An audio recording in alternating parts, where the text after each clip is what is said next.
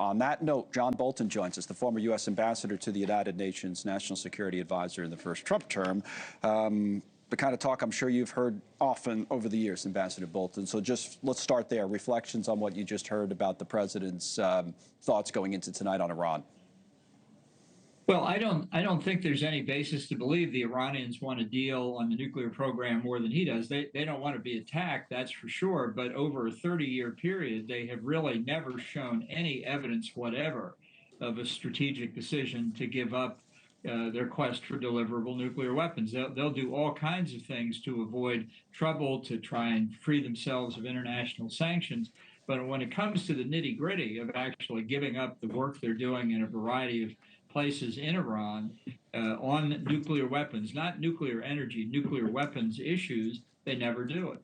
So I'll go back to the question I was going through with Blake as to whether the president should use the forum of the State of the Union tonight to make the case to the American people, if he's considering it, for serious strikes and the possibility of what a war with Iran might look like. It comes in the same week where we've had these reports, including this one from Axios, that some of the top advisors to the president have been warning of the risks in Iran, including the chairman of the Joint Chiefs. And this reporting, they say that one source described General Kane as a reluctant warrior on Iran who sees the stakes of a major operation in Iran as higher, with a greater risk for entanglement and American casualties, according to those two sources, certainly compared to what we saw, say, for example, in Venezuela. So what would you say about that and whether the president makes his case tonight?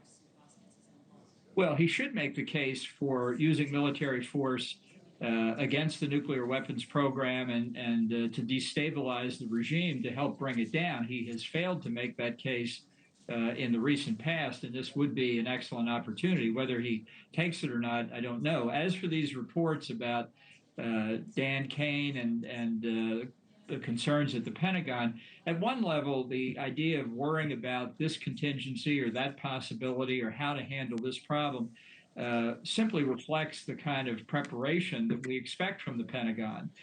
These things rarely go completely smoothly, and you have to think about what can come up. That's part of the planning process. But it's interesting the way these leaks are coming literally within days of an expected presidential decision. And I think they probably come from people inside the administration who don't want to use military force against Iran. There's also a question of timing. Did General Kane just come up with these questions yesterday?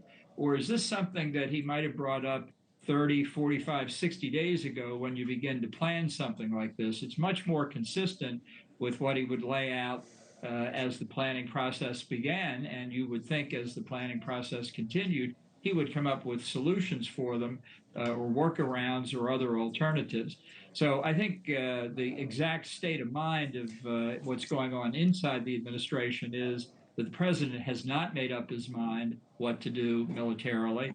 And those who hope to persuade him not to use military force at all are now leaking to try and affect his decision. But if he does make up his mind to use force, what would the goal, or in your view, what should the goal be? I know there's been a lot of talk, and you've even written recently about the possibility of regime change in Iran. Is that what we're after?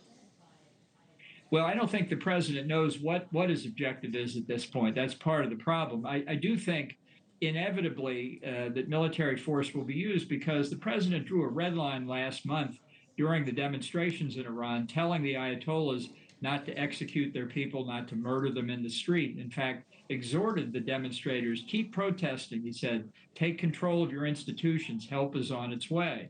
Well, help wasn't on its way. So Trump drew a red line. The Ayatollahs violated it, killing as many, by some estimates, as 30,000 or more people.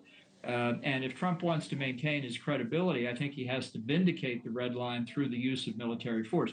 Whether he will do more than that in a strategic sense to help the opposition to overthrow this authoritarian, terrorist-sponsoring, nuclear weapons-seeking regime, I don't know. It's what he should do, but I don't think he's made up his mind yet. Thank you for watching. Subscribe below and download our NewsNation app right now on your phone, and you will get fact-based, unbiased news for all Americans.